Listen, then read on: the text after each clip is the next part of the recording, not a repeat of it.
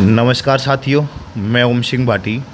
आज एक नई सीरीज स्टार्ट करने जा रहे हैं जिसमें बात करेंगे जो अपने इजी सिलेक्शन एप्लीकेशन के ऊपर टेस्ट हुए थे, जो ऑनलाइन टेस्ट सीरीज शुरू की गई थी और ऑफलाइन बाड़मेर में स्टार्ट थी। उन पेपर्स के वीडियो सॉल्यूशन को लेकर आज अपन अपने यूट्यूब चैनल इजी सिलेक्शन के ऊपर इन पेपर्स का वीडियो सॉल्यूशन करने जा रहे हैं। सबसे पहले मैं आपको एक बात और बता दूं कि अपने टेस्ट के जितने भी टेस्ट हुए हैं, 16 टेस्ट हुए, उसमें से 13 टेस्ट हो गए हैं। इन 13 टेस्ट की पीडीएफ आपकी प्रैक्टिस के लिए मैंने अपने एप्लीकेशन इजी सिलेक्शन के ऊपर फ्री मटेरियल कंटेंट में अपलोड कर दी है। वहाँ जाके आप उसको डाउनलोड करके प्रिंट करवा लें और एक बुकलेट तैयार करके अपने प्रैक्टिस करें। आने वाले एग्ज़ाम के अंदर पूरे विश्वास के साथ कहता हूं कि इन टेस्ट सीरीज़ के क्वेश्चन और अपनी पीवाईक्यू बुक से बहुत सारे क्वेश्चन डायरेक्ट देखने को मिलेंगे। तो आज जो अपना टॉपिक रहेगा, या आज इस वीडियो के अंदर जो अपन वीडियो सॉल्यूशन करने वाले हैं, वो आपका टॉपिक रहेगा एंजाइम। ये एंजाइम टॉपिक ऐसा है जहाँ से सेकेंड ग्रेड के अंदर 1-2 क्वेश्चन पूछे जाते हैं। पिछले एग्ज़ाम के अंदर 2022 वाले एग्ज़ाम से इस यूनिट से 2 क्वेश्चन पूछे गए। संस्कृत एजुकेशन में भी 1 से 2 क्वेश्चन आया था। तो यहाँ से आपको लगभग 2 से लेकर 4 नंबर की ये यूनिट है और यहाँ से सेकंड ग्रेड के एग्ज़ाम में क्वेश्चन देखने को मिलता है। जो बुक के अंदर क्वेश्चन दिए पीवाईक्यू वो तो है ही, ये वाले क्वेश्चन है वो पीवाईक्यू बुक से बिल्कुल अलग क्वेश्चन है और मैंने खुद आरबीएससी, एनसीईआरटी और ग्रेजुएशन की बुक से ये क्वेश्चन तैयार किए है और आपके सामने आज इनका वीडियो सॉल्यूशन करवाने जा रहा हूँ। पहला टॉपिक है, ये जो टेस्ट है वो 1002 नंबर कोड वाला है। इसके अंदर लगभग 20-22 क्वेश्चन है वो एंजाइम के डाले हुए हैं। इनका वीडियो सॉल्यूशन आज करने की कोशिश करेंगे और प्रत्येक टॉपिक, प्रत्येक जो ऑप्शन है उसका विश्लेषण करने की कोशिश करेंगे। पहला जो क्वेश्चन है उसमें दिया है कि सर्वप्रथम कौन सा एंजाइम क्रिस्टलाइज किया गया था। ऐसा कौन सा एंजाइम था जिसको सबसे पहले क्रिस्टलीकृत किया गया था या प्राप्त किया गया था। वो एंजाइम था, इसका आंसर है यूरिएज एंजाइम। यूरिएज एंजाइम का क्रिस्टलीकरण किसने किया था, तो आप यहाँ लिख देना कि यूरिएज एंजाइम सबसे पहले क्रिस्टलीकृत किया गया एंजाइम है और जिसकी खोज किसने की थी, जेबी सुमनर ने इसकी खोज की थी। किसने की थी? जेबी सुमनर ने की थी। और इसने क्या कहा था कि जो प्रोटीन होते हैं वो किसके बने होती है, प्रोटीन नहीं, जो एंजाइम होते हैं वो किसके बने होते हैं, प्रोटीन के बने होते हैं। वो किसने कहा था? जेबी सुमनर ने कहा था। उसके बाद मैं छोटा सा और बता दूं कि जो ये जो एंजाइम शब्द है वो एंजाइम शब्द किसने दिया था? कुहने नामक एक वैज्ञानिक थे। कुहने नामक एक वैज्ञानिक थे जिन्होंने एंजाइम शब्द दिया था। और उसके बाद में अगर अपन बात करते हैं, किसके बारे में, इसमें एक ऑप्शन दिया हुआ है आपके, कौन सा? रेस्ट्रिक्शन एंडोन्यूक्लियस एंजाइम, एक डी ऑप्शन है। इसके बारे में थोड़ी बहुत कुछ बातें कर लेते हैं कि ये जो रेस्ट्रिक्शन एंडोन्यूक्लियस एंजाइम है इसका उपयोग कहाँ किया जाता है। इसका उपयोग जेनेटिक इंजीनियरिंग में किया जाता है। कहाँ किया जाता है? जेनेटिक इंजीनियरिंग में किया जाता है। और किसके रूप में? आणविक मॉलिक्यूलर सीजर के रूप में किया जाता है। आणविक कैंचियों के रूप में, इसको आणविक कैंची भी कहते हैं। क्योंकि ये डीएनए को क्या करते हैं? एक विशिष्ट स्थान पर काटने का कार्य करते हैं। ये डीएनए को एक विशिष्ट स्थान पर काटने का कार्य कौन करता है? Restriction endonuclease enzyme. सबसे पहले और बात कर लेते हैं कि इनकी खोज किसने की थी। किसकी खोज? रेस्ट्रिक्शन एंडोन्यूक्लियस एंजाइम की खोज किसने की थी? तो आपको याद रखना है कि वर्नर ऑर्बर और हैमिल्टन ओ स्मिथ ने किसकी खोज की थी? रेस्ट्रिक्शन एंडोन्यूक्लियस एंजाइम की खोज की थी। ये इसके बारे में जानकारी हो गई। उसके बाद में बात करते हैं ये दो माल्टेज और इसमें बारे में इतना कुछ एंजाइमों के बारे में इतना कुछ इंपॉर्टेंट है नहीं। तो आप ये रेस्ट्रिक्शन एंडोन्यूक्लियस एंजाइम के बारे में ध्यान रखना कि इसका उपयोग है वो जेनेटिक इंजीनियरिंग में आणविक कैंचियों के रूप में, मॉलिक्यूलर सीजर के रूप में किया जाता है, जो डीएनए को एक विशेष स्थान पर काटने का कार्य करता है। और इसकी खोज किसने की थी? वर्नर ऑर्बर और हैमिल्टन ओ स्मिथ ने की थी। दूसरा क्वेश्चन, एंजाइम जीवित कोशिकाओं में या जीवित जीवों में रासायनिक अभिक्रियाओं को बढ़ावा देने वाले जैव उत्प्रेरक होते हैं। ये बायो कैटलिस्ट होते हैं। निम्नलिखित में से कौन सा कथन एंजाइम के संदर्भ में सही है? एंजाइम के संबंध में कौन सा कथन सत्य है, वो आपको ध्यान रखना है। तो पहला ऑप्शन है कि एंजाइम क्रिया में समाप्त हो जाते हैं। बिल्कुल गलत कथन है कि ये एंजाइम होते हैं वो उत्प्रेरक के रूप में काम करते हैं और क्या करते हैं? अभिक्रिया के वेग को बढ़ाने का काम करते हैं। ये कभी समाप्त नहीं होते हैं। जो क्रियाकारक है उसको उत्पाद में परिवर्तित कर देते हैं। ये कभी भी समाप्त नहीं होते हैं, उत्प्रेरक के रूप में काम करते हैं। क्या करते हैं? जो अभिकारक है उसको उत्पाद में परिवर्तित करने का काम करते हैं। इनकी सूक्ष्म मात्रा भी अधिक मात्रा में जो क्रियाकारक है उसको उत्पाद में परिवर्तित कर देता है। एंजाइम अपने क्रियाधार की पहचान के लिए क्या होते हैं, अति विशिष्ट होते हैं। बिल्कुल ये कथन बिल्कुल सही है कि कोई भी एंजाइम है वो अपनी प्रत्येक क्रिया के लिए या क्रियाधार की पहचान के लिए अति विशिष्ट होता है। प्रत्येक अभिक्रिया के लिए एक विशिष्ट एंजाइम की आवश्यकता होती है। ध्यान रखना कि प्रत्येक इस लाइन का मतलब ये है कि प्रत्येक अभिक्रिया के लिए एक विशिष्ट एंजाइम की आवश्यकता होती है और एक विशिष्ट एंजाइम एक विशिष्ट अभिक्रिया को ही उत्प्रेरित कर सकता है, ये इस लाइन का मतलब है। तो एंजाइम अपने क्रियाधार की पहचान के लिए अति विशिष्ट होता है, हाईली स्पेसिफिक होता है अपने क्रियाधार के लिए। तीसरा है एंजाइम किसी भी पीएच पर परास में श्रेष्ठ तरीके से कार्य कर सकता है। बिल्कुल गलत है। ये जो एंजाइम होता है वो लगभग 5 से लेकर 7.5 तक पीएच के परास में आसानी से कार्य कर सकता है। अगर पीएच यहाँ बढ़ जाती है तो वो फिर क्या कर लेता है, आसानी से काम नहीं कर पाता है। एंजाइम अभिक्रियाओं के हेतु आवश्यक सक्रियण ऊर्जा को बढ़ाकर, सक्रियण ऊर्जा को बढ़ाता नहीं है, ये सक्रियण ऊर्जा को क्या करता है, घटाकर अभिक्रिया को उत्प्रेरित करने का कार्य करता है। तो ये चौथा ऑप्शन हो गया। इसमें कौन सा कथन सही है एंजाइम के संदर्भ में, कि प्रत्येक एंजाइम होता है वो अपनी क्रियाधार की पहचान के लिए अति विशिष्ट होता है, हाईली स्पेसिफिक होता है। तीसरा क्वेश्चन है कि कुछ एंजाइमों के प्रोटीन भाग से सहकारक मतलब कोफैक्टर होता है वो बंधे होते हैं, प्रोटीन भाग से सहकारक बंधे होते हैं। इस प्रोटीन भाग को क्या कहा जाता है, इस प्रोटीन भाग को क्या कहा जाता है, ये अपने को ध्यान रखना है। अब प्रोटीन भाग को क्या कहा जाता है, उस प्रोटीन भाग को क्या कहा जाता है, एपो एंजाइम कहा जाता है। क्या कहा जाता है, एपो एंजाइम कहा जाता है। प्रोटीन भाग को एपो एंजाइम कहा जाता है। एक बात और बता दूं कि ये जो प्रोटीन की जो आपके संरचना होती है, प्रोटीन की जो स्ट्रक्चर होती है उसके बारे में बात करेंगे। प्रोटीन एक पूर्ण एंजाइम होता है, एक पूर्ण एंजाइम, या प्रोटीन नहीं एंजाइम, ये पूर्ण एंजाइम जिसको क्या कहते हैं अंग्रेजी में होलो एंजाइम कहते हैं। क्या कहते हैं, होलो एंजाइम कहते हैं। और एक होलो एंजाइम बराबर क्या होता है, एपो एंजाइम। एक होलो एंजाइम के अंदर एपो एंजाइम प्लस कोफैक्टर होता है, ठीक है। उसके साथ क्या होता है, कोफैक्टर होता है। होलो एंजाइम बराबर एपो एंजाइम प्लस कोफैक्टर। ये एपो एंजाइम क्या होता है, ये प्रोटीन वाला पार्ट होता है और ये नॉन प्रोटीन पार्ट होता है। कौन होता है, कोफैक्टर होता है। इन्होंने बोला कि कुछ एंजाइमों के प्रोटीन भाग से, प्रोटीन भाग कौन सा, एपो एंजाइम, इससे क्या जुड़ी रहते हैं, कोफैक्टर बंधे रहती है, कोफैक्टर बंधे रहते हैं। एपो एंजाइम और कोफैक्टर मिलकर क्या बनाते हैं, होलो एंजाइम बनाते हैं।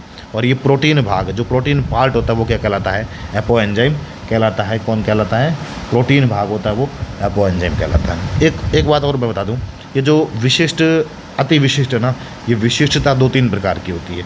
एक निरपेक्ष विशिष्टता होती है जिसमें केवल एक क्रियाकारक पर, जिसमें जो एंजाइम होता है वो केवल एक क्रियाकारक पर होता है, उसको निरपेक्ष कहते हैं। फिर उसके बाद में दूसरी और विशिष्टता आती है, बंध विशिष्ट आती है। बंध विशिष्टता का मतलब केवल एक बॉन्ड के लिए विशिष्ट होता है। जैसे राइबोन्यूक्लियस एंजाइम होता है, राइबोन्यूक्लियस ए जो होता है वो आरएनए के अंदर जो पिरिमिडिन होता है उसके तीसरे सिरे पर फॉस्फोडाइएस्टर बॉन्ड को काटने का कार्य करता है, तो वो एक विशिष्ट बॉन्ड के लिए विशिष्ट हो गया। तीसरा आता है समूह विशिष्ट आता है, और एक आपके त्रिविम विशिष्टता भी आती है, तो वो अलग अलग प्रकार की विशिष्टता हो गई। चौथा क्वेश्चन क्या कहता है कि जाइमोजन क्या है। जाइमोजन एक एंजाइम का पूर्वगामी निष्क्रिय स्वरूप होता है। ए ऑप्शन राइट है कि जो जाइमोजन है वो एक एंजाइम का पूर्वगामी निष्क्रिय स्वरूप होता है। क्या होता है, एक एंजाइम का पूर्वगामी निष्क्रिय स्वरूप होता है, जो या फिर इसको कह सकते हैं जाइमोजन भी कह सकते हैं, या फिर इसको प्रो एंजाइम भी कह सकते हैं। क्या कह सकते हैं, प्रो एंजाइम भी कह सकते हैं, जो किसी भी एंजाइम का पूर्वगामी निष्क्रिय स्वरूप होता है। किसी भी एंजाइम का पूर्वगामी निष्क्रिय स्वरूप होता है वो क्या कहलाता है, आपके क्या कहलाता है, जाइमोजन कहलाता है। ऑप्शन में पूर्व एंजाइम का सक्रिय प्रारूप नहीं हो सकता, राइबोजाइम एंजाइम का भाग नहीं, प्रोस्थेटिक समूह का एक रूप, ये भी नहीं हो सकता। अगला है एंजाइम विधि के अनुरूपण प्रेरण सिद्धांत, इंड्यूस फिट थ्योरी। अनुरूप प्रेरण सिद्धांत या इंड्यूस फिट थ्योरी को प्रस्तुत किसने किया था, ये सिद्धांत किसने दिया था, ये सिद्धांत दिया था आपके कोसलैंड ने दिया था। किसने दिया था, कोसलैंड ने दिया था। और लगभग कब दिया था, 1897 या 1899, अलग अलग किताबों में अलग अलग दे रखा है, लेकिन 1894 के अंदर ये सिद्धांत दिया था। 1894 नहीं, 1894 तो ये दिया था, एमिल फिशर ने दिया था। कौन सा, लॉक एंड की थ्योरी, ताला चाबी सिद्धांत। ताला चाबी सिद्धांत किसने दिया था? ये एमिल फिशर ने दिया था, ये 1894 के अंदर। और ये कब दिया था? आपके 1959 के अंदर किसने दिया था? कौन सा सिद्धांत? Induce fit theory. Induce fit Koshland ने दिया था 1959 में। और एमिल फिशर ने क्या किया था? ताला चाबी सिद्धांत दिया था। इन्होंने कहा था कि जिस प्रकार एक विशिष्ट चाबी होती है वो एक विशिष्ट ताले को खोल सकती है, उसी प्रकार एक विशिष्ट एंजाइम होता है वो किसी एक विशिष्ट अभिक्रिया को उत्प्रेरित कर सकता है, या विशिष्ट क्रियाकारक को उत्प्रेरित कर सकता है, या एक विशिष्ट बॉन्ड को या एक विशिष्ट समूह को क्या कर सकता है? उत्प्रेरित कर सकता है। तो ये किसने कहा था? ताला चाबी सिद्धांत एमिल फिशर का आता था। इसके बाद सुमनर क्या था? जे बी सुमनर, जिसने क्या किया था? यूरिएज एंजाइम की खोज की थी। यूरिएज एंजाइम को क्रिस्टलीकृत किया था। सबसे पहले क्रिस्टलीकृत किया गया एंजाइम कौन सा था? यूरिएज एंजाइम था, जब जे बी सुमनर ने इसकी खोज की थी। ये आपको ध्यान रखना है। उसके बाद में ये जो एमिल फिशर ने सिद्धांत दिया था ताला चाबी सिद्धांत, इसका विस्तृत अध्ययन किसने किया था? ये ध्यान रखना। ये आप कॉपी में भी लिख देना कि इसका विस्तृत अध्ययन किसने दिया था। तो इसका ये फील्ड्स और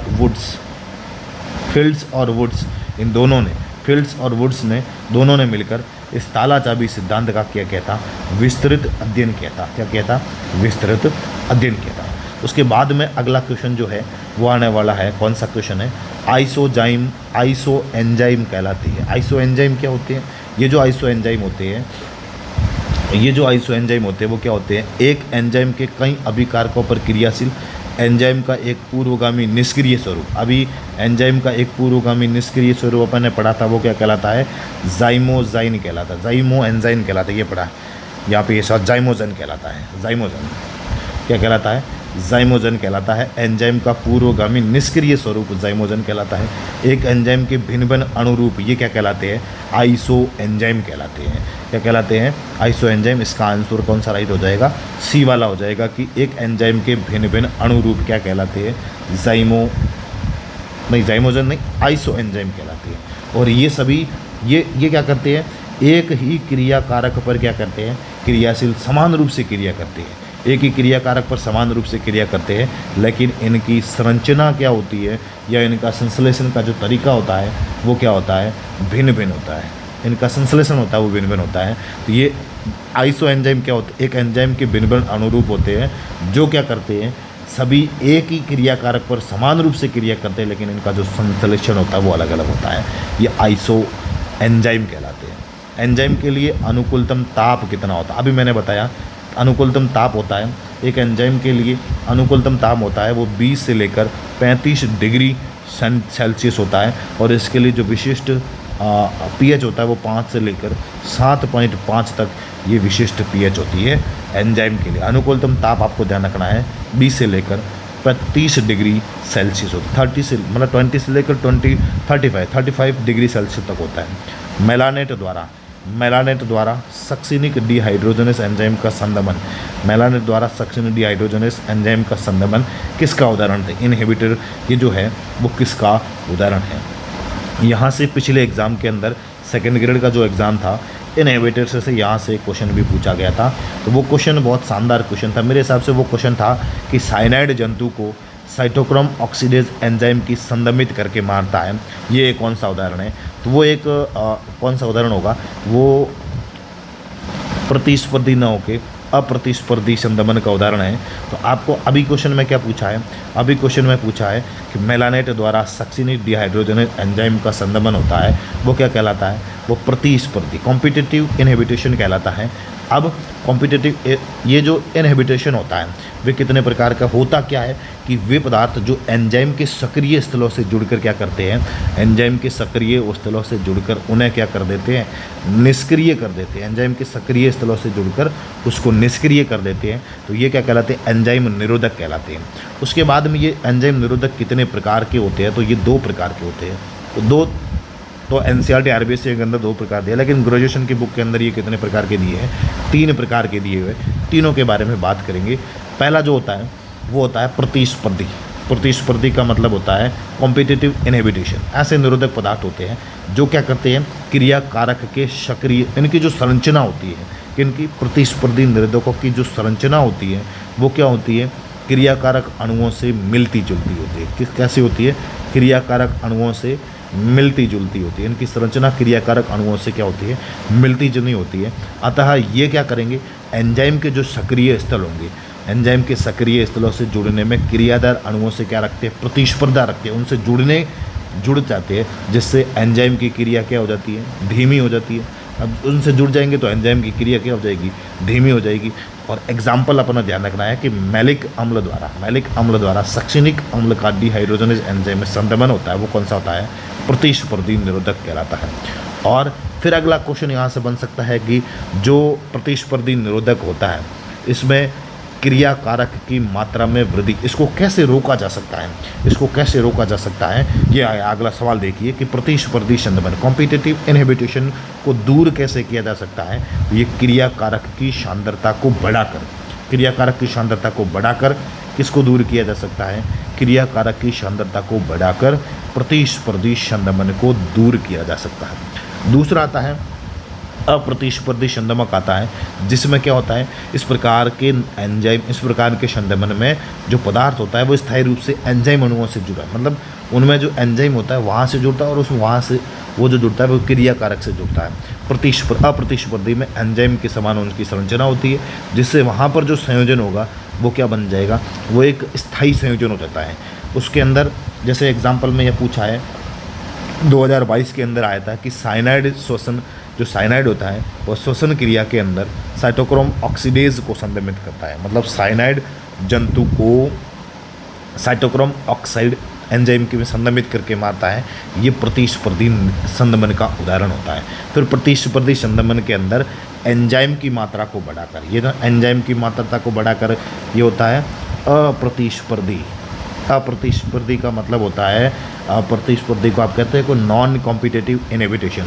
अप्रतिस्पर्धी संदमन को बढ़ाया जा सकता है, किसको, अप्रतिस्पर्धी को एंजाइम की सांद्रता को बढ़ाकर बढ़ाया जा सकता है। तो इसका आंसर आपके राइट हो जाएगा कि प्रतिस्पर्धी संदमन को दूर किया जा सकता है, क्रियाकारक की सांद्रता को बढ़ाकर दूर कर सकते हैं।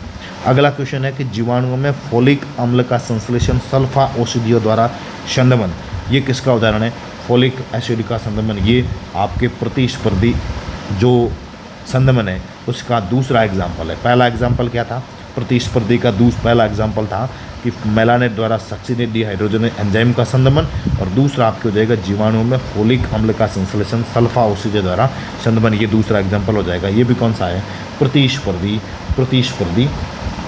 संदमन का उदाहरण होता है। ठीक है, अगला क्वेश्चन जो आपके होने वाला है वो है अप्रतिस्पर्धी संदमन को कैसे रोका जा सकता है, नॉन कॉम्पिटिटिव इनहिबिशन को कैसे रोका जा सकता है। तो नॉन कॉम्पिटिटिव इनहिबिशन को आपके जो रोका जा सकता है वो कैसे रोका जा सकता है उसके बारे में बात करते हैं।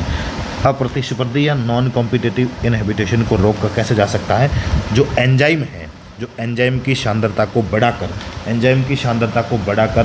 नॉन जो आपके आते हैं नॉन कॉम्पिटिटिव इनहिबिटर हैं उनकी सांद्रता को रोका जा सकता है, ये आपको ध्यान रखना है। उसके बाद में क्रियाकारक की सांद्रता को बढ़ाकर कौन सा होता है, ये क्रियाकारक की सांद्रता को बढ़ाएंगे तो प्रतिस्पर्धी संदमन को रोका जा सकता है या इसको दूर किया जा सकता है। आगे बात करते हैं, अगला क्वेश्चन है ग्लाइकोलाइसिस पाथवे में ग्लूकोज 6 फॉस्फेट का संचयन हेक्सोकाइनेज एंजाइम की सक्रियता को संदमित करता है। ये किस प्रकार का एग्जाम्पल है, मैं कह रहा था ना कि तीसरा जो प्रकार है इसका संदमन का जो तीसरा प्रकार है वो कौन सा है, वो यही वाला आता है कि पूर्ण भरण एलोस्ट्रिक इनहिबिशन, जिसको कहते हैं पूर्ण भरण संदमन कहते हैं। इसका एग्जाम्पल आपको याद रखना है, ये ग्रेजुएशन की बुक के अंदर दिया हुआ, लिखना है नोट्स के अंदर लिख देना। ग्लाइकोलाइसिस पाथवे में ग्लूकोज 6 फॉस्फेट का संचयन हेक्सोकाइनेज एंजाइम की सक्रियता को संदमित करता है। ये किस प्रकार का उदाहरण है, ये पूर्ण भरण एलोस्ट्रिक इनहिबिशन का एग्जाम्पल ये आता है। ठीक है, उसके बाद में अगला क्वेश्चन है निम्नलिखित में से कौन सा युग्म सुमेलित नहीं है। जब भी आप पेपर पढ़ते हो निम्नलिखित में से कौन सा युग्म सुमेलित नहीं है या सुमेलित है उसके ऊपर जरूर गोला करें। सबसे पहला है लॉक एंड की थ्योरी, ताला एवं चाबी सिद्धांत, किसने दिया था, एमिल फिशर ने दिया था, बिल्कुल सही है। फिर आता है इंड्यूस फिट थ्योरी, प्रेरण क्या कहते हैं जिसको, या हिंदी वाला पता नहीं क्या नाम है, इंड्यूस फिट थ्योरी को क्या कहते हैं। ये दूसरा तीसरा सवाल कौन सा था, अनुरूप प्रेरणा सिद्धांत, इंड्यूस फिट थ्योरी, ये इंड्यूस फिट थ्योरी किसने दी थी? कोसलैंड ने दी थी, बिल्कुल सही है, 1959 के अंदर। फिर आता है फर्स्ट आर्टिफिशियल एंजाइम राइबोन्यूक्लियस, प्रथम कृत्रिम एंजाइम जिसको राइबोन्यूक्लियस कहते हैं, इसकी खोज किसने की थी? गुट्टे और मैरीफील्ड ने की थी। वेरी वेरी इंपॉर्टेंट क्वेश्चन है और मुझे यूँ लगता है कि यहाँ से ये सेकंड ग्रेड 2024 के अंदर, सेकंड ग्रेड 2024 के अंदर ये क्वेश्चन, या फर्स्ट ग्रेड, या फिर किसके अंदर? फर्स्ट ग्रेड के अंदर ये क्वेश्चन देखने को मिल सकता है। ये वाला आप वीडियो देख लेना जब भी एग्ज़ाम होगा। ये फर्स्ट आर्टिफिशियल एंजाइम राइबोन्यूक्लियस की खोज किसने की थी? गुट्टे और मैरीफील्ड ने की थी। ये भी बिल्कुल सही है, ये भी बिल्कुल सही है और ये भी बिल्कुल सही है। जाइमेज एंजाइम की खोज, जाइमेज एंजाइम की खोज किसने की थी? जेबी सुमनर ने की थी। जेबनी खोज, जेबी सुमनर ने तो क्या किया था? पिछले जो क्वेश्चन था उसमें अपने बताया था कि इन्होंने क्या किया था? यूरिएज एंजाइम की खोज की थी। यूरिएज एंजाइम का क्रिस्टलीकरण किया था, किसने किया था? किसने किया था? जेबी सुमनर ने किया था। तो जाइमेज एंजाइम की खोज किसने की थी? जाइमेज एंजाइम की खोज किसने की थी? एडवर्ड बुकनर ने की थी। किसने की थी? एडवर्ड बुकनर ने की थी। किसकी खोज? जाइमेज एंजाइम की थी। कब की थी? लगभग 1897 के अंदर, 1897 के अंदर एडवर्ड बुकनर ने जाइमेज एंजाइम की खोज की थी। तो इसमें से लॉक एंड की थ्योरी एमिल फिशर बिल्कुल राइट है। इंड्यूस फिट थ्योरी कोसलैंड बिल्कुल सही थे 1959 के अंदर। फर्स्ट आर्टिफिशियल एंजाइम राइबोन्यूक्लियस की खोज किसने की थी? गुट्टे और मैरीफील्ड ने की थी। ये सेकंड ग्रेड 2024, फर्स्ट ग्रेड 2024 के अंदर एग्जाम में आपको बायोलॉजी के एग्जाम में देखने को मिल सकता है। जाइमेज एंजाइम की खोज किसने की थी? जाइमेज की एडवर्ड बुकनर ने की थी। यहाँ पर जाइमेज की जेबी सुमनर ने देखा है, जो कि बिल्कुल गलत है। आगे का क्वेश्चन कह रहा है, आगे वाला जो क्वेश्चन कह रहा है कि प्रतिस्पर्धी संदमन के संबंध में जो कॉम्पिटिटिव इनहिबिशन है उनसे रिलेटेड कौन सा कथन है वो असत्य है। सत्य नहीं, असत्य पूछा है, इनकरेक्ट पूछा है कि इसमें सबस्ट्रेट और इनहिबिटर मतलब जो क्रियाकारक और संदमक है दोनों सक्रिय स्थल के लिए संघर्ष होता है। बिल्कुल वो उसके स्थान पर जाके कौन ये इनहिबिटर या जो संदमन होता है वो उस क्रियाकारक के सक्रिय स्थलों पर जाकर जुड़ जाता है मतलब उन दोनों के लिए आपस में क्या होती है? लड़ाई होती है, संघर्ष होता है। ये बिल्कुल कथन सत्य है। दूसरा है इनहिबिटर्स के सक्रिय स्थल से जुड़ने के कारण एंजाइम की क्रियाशीलता क्या हो जाती है? कम हो जाती है। एंजाइम की क्रियाशीलता क्या हो जाती है? कम हो जाती है। बिल्कुल वहाँ पर जो जुड़ेगा सक्रिय स्थल से जुड़ जाएगा तो एंजाइम की क्रियाशीलता क्या हो जाएगी? कम हो जाएगी।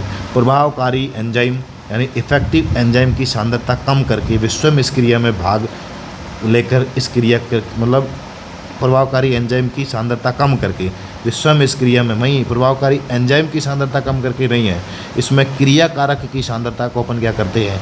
क्रियाकारक की सांद्रता को क्या करते हैं? बढ़ाकर। इस प्रकार के ये क्वेश्चन बिल्कुल, ये कथन बिल्कुल गलत है।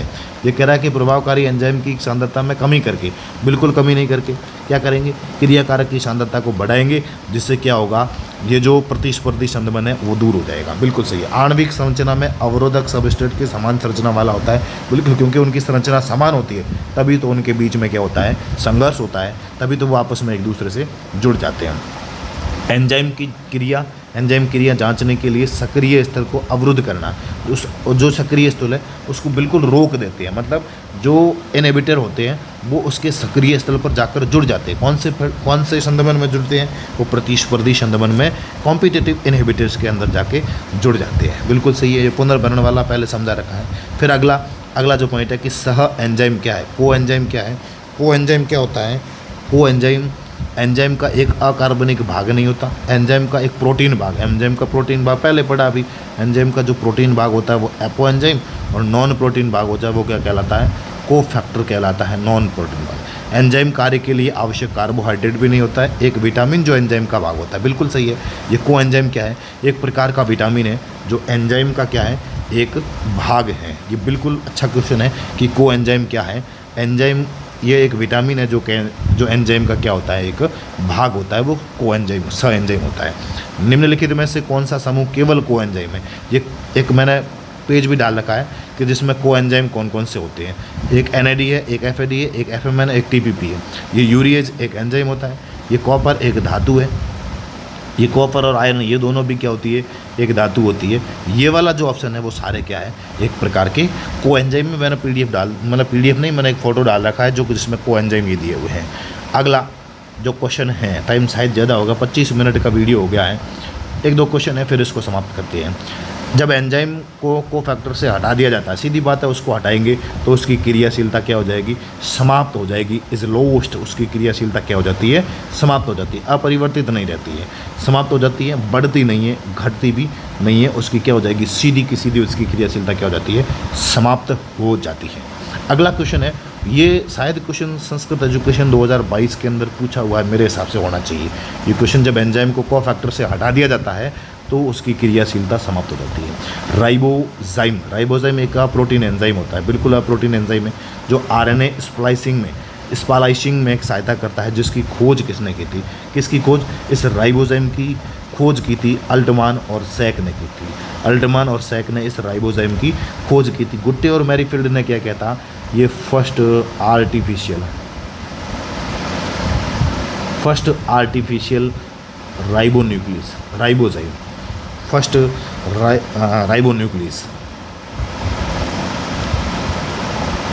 राइबोन्यूक्लियस एंजाइम की खोज किसने की थी, गुट्टे और मैरीफील्ड ने की थी। सुमनर और नॉर्थरॉप, ये सुमनर और नॉर्थरॉप कौन है, आप इनको जानते होंगे। इन्होंने ही क्या किया था, सबसे पहले इन्होंने प्रमाणित किया था सबसे पहले इन्होंने ये लाइन लिख देना कि इन्होंने सबसे पहले प्रमाणित किया था कि जो सभी एंजाइम होते हैं, क्या प्रमाणित किया था कि सभी एंजाइम होते हैं, जो सभी एंजाइम हैं, सभी एंजाइम रासायनिक दृष्टि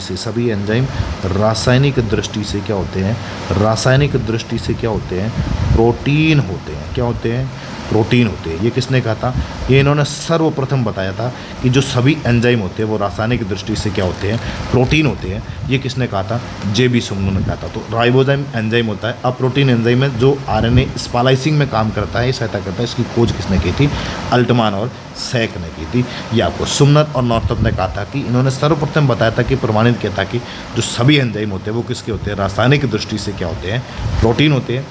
ये एंजाइम के क्वेश्चन थे, लगभग 19 क्वेश्चन।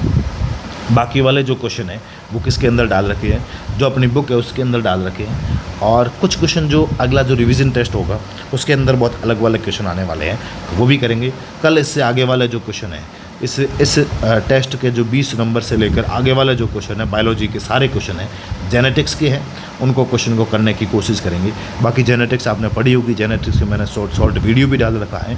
आज का ये जो वीडियो है उसमें इतना ही। बहुत बहुत धन्यवाद। आगे जो भी मेरे से हेल्प होगी मैं आपके लिए, ये वाले पेपर के ये जो क्वेश्चन है ना वो आपको पेपर के अंदर 100% देखने को मिलेंगे। ऐसा नहीं है कि नहीं मिलेंगे। ये क्वेश्चन बिल्कुल लल्लू क्वेश्चन है, वो लल्लू क्वेश्चन नहीं है, बिल्कुल अच्छे क्वेश्चन है और आपको आरपीएससी के second grade first grade exam में डायरेक्ट देखने को मिलेंगे।